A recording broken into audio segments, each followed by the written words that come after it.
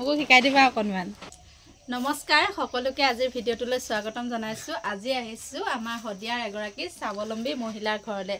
তাই প্ৰথমতে কেৰেলাত নিজৰ হাজবেণ্ডৰ লগত গৈছিলে কাম কৰিবলৈ, আৰু বহিৰাজ্যত যিহেতু যিমান কাম কৰিলেও পইচাখিনি জমা কৰিব পৰা নাযায়, গতিকে তাই ঘৰলৈ আহিলে আৰু আহি প্ৰথমতে কাপোৰৰ ব্যৱসায় কৰিলে। তাতো মানে ইমান সফল হ'ব নোৱাৰিলে, যিহেতু আমাৰ গাঁও অঞ্চল হয়। তাৰপাছত আকৌ দোকান দিলে, তাতো সফল হ'ব নোৱাৰিলে। এতিয়া তাই নতুনকৈ আকৌ এটা ব্যৱসায় আৰম্ভ কৰিছে, যিটো ব্যৱসায় কৰাৰ কাৰণে মই বহুত সুখী হৈছোঁ। আৰু বিশেষকৈ আজি তাইৰ ওচৰলৈ আহিছোঁ। আৰু কিনো ব্যৱসায় কৰিছে আহকচোন চাওঁ। এইফালে চাওক, এয়া দীপিকাই খুব ধুনীয়াকৈ মানে কাঠফুলাৰ খেতি কৰিছে। সিদিনা কৈছিলে কাঠফুলা লগাইছোঁ বুলি, তাকে চাবলৈ আহিলোঁ কেনেকৈনো কৰিছে। এয়া চাওক কিমান ধুনীয়া হৈছে মানে তাইৰ কাঠফুলাখিনি, ক'বলৈ ভাষা নাই। আৰু ময়ো কৰিব লাগিব কাঠফুলা, ইমান ধুনীয়া হৈছে। এইফালে আৰু কাঠফুলা নিবলৈ আহিম বুলি ভাবিছোঁ। খুব ভাল লাগিছে দেই তোমাৰ ব্যৱসায় দেখি। Thank you. কিমানখিনি লগাইছা প্ৰথমতে? এতিয়া মই 45 লগাইছোঁ। অঁ, কিমান দিনত বৰ জলদি ওলাই গ'ল ন? এতিয়া 30 দিন হৈ গৈছে। 30 দিনত ওলাইছে? ধুনীয়াকৈ বিক্ৰী কৰিব পৰা হৈ অঁ, 30 দিনত বিক্ৰী কৰিব পৰা হৈছে ন? মানে এইখিনি এতিয়া বিক্ৰী কৰিব পৰা হৈ গৈছে, ডাঙৰ ডাঙৰ হৈ গৈছে। আৰু এইবিলাক সৰু সৰু হৈ আছে, এইখিনি হোৱা নাই। অঁ, ধুনু নুচুবা। অৰ্ডাৰ হৈ আছে বাৰু, অৰ্ডাৰ হৈ আছে, ডাঙৰ হোৱা নাই। অঁ, কাইলৈ 4 কেজি যাব ইয়াৰ পৰা। অঁ, কিন্তু ওলাব নে নোলাই গম নাপাওঁ। এতিয়া খেৰখিনি কাটি ল'লোঁ, কাটি পেলাই ৰাতি মানে 24 ঘণ্টাৰ কাৰণে তিয়াই থ'লোঁ। তাৰপাছত আকৌ ধুই মেলি শুকুৱাই দিলোঁ ৰ'দত। আৰু শুকোৱাৰ পাছত মেডিচিন অলপ মিলাই মেলি অলপ মেডিচিন মিলাব লাগে।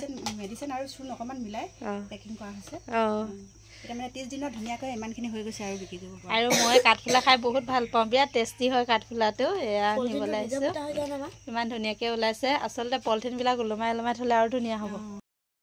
কাঠফুলাৰ খেতিৰ কাৰণে বহুত বেছি কষ্ট কৰিব নালাগে, অলপ কষ্ট কৰিলেই কাঠফুলাৰ খেতি কৰিব পৰা যায়।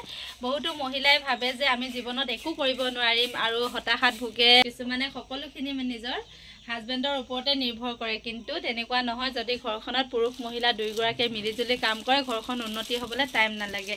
আৰু এইফালে দীপিকাই বহুত কষ্ট কৰে ঘৰখনৰ কাৰণে। তাই মানে কেতিয়াও ভাঙি পৰা নাই, যিহেতু তাই মানুহজনৰ সৈতে মিলি বহুতখিনি কাম কৰিছে। মৰাণত মানে এজন অসমীয়া মানুহ, আৰু তেখেতে মানে কাঠফুলাৰ বহুত ধুনীয়াকৈ ইণ্ডাষ্ট্ৰি নিচিনা খুলিছে। তাত প্ৰশিক্ষণো দিয়ে, প্ৰশিক্ষণৰ লগতে চাৰ্টিফিকেটো দিব। তুমি গোটেই প্ৰশিক্ষণ লৈ ধুনীয়াকৈ কৰিব পাৰিবা। বেছি কষ্ট নহয়, বেছি কষ্ট নাই ন? এতিয়া ধান খেৰবিলাক পথাৰত এনেই পৰি আছে নহয়। ধান খেৰ লাগে যদি আমাৰ পথাৰবোৰ আনিব পাৰিবা, কিন্তু আছে। অঁ, এইটো ওলাবলৈ আৰম্ভ কৰিছে, এয়া সৰু সৰুকৈ। মই লগাইছিলোঁ নহয়, কিন্তু মোৰ মেডিচিন ব্যৱহাৰ নকৰিলোঁ যে, ইমান দিন থ'লোঁ নুঠিলে। তুমি এইখিনি বইল কৰা নাই ন? অঁ, তুমি ইয়াৰ ওপৰত প্ৰশিক্ষণ এটা লৈ ল'বা, গম পাইছা নাই? প্ৰশিক্ষণ এটা লৈ ল'বা, লৈ কিনে ধুনীয়াকৈ কৰিবা। আৰু এয়া দীপিকাৰ পৰা কাঠফুলা কিনিছোঁ। কিমান হ'ল? আধা কেজি হ'ল? আধা কেজি হৈছে। অঁ, ইমান ধুনীয়া চাওকচোন বাৰু। এয়া আধা কেজি কিনি লৈছোঁ। মোৰ বিৰাট ভাল লাগে কাঠফুলা খাই। তাতে ভৰাই দিয়া হৈ যাব। আৰু তোমাৰ ব্যৱসায়টো ভাল হওক দেই, আশীৰ্বাদ কৰিছোঁ। আৰু কাৰোবাক কাঠফুলা লাগে যদি কমেণ্ট কৰিব। লাগিলে মানে ক'ব।